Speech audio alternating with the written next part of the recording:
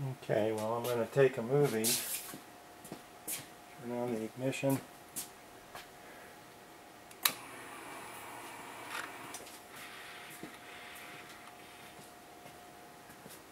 So all the lights come on, it looks like everything's okay, and then boom, there comes the red light, which is the one to the right of the blinking ABS light, and the display says service on the display.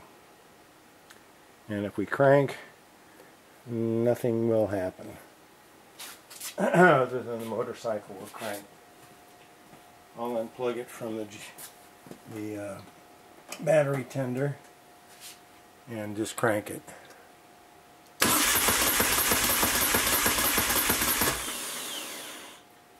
And I can go to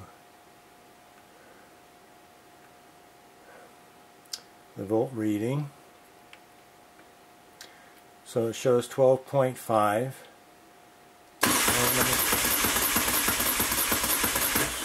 I'm cranking between 10.8 and 11.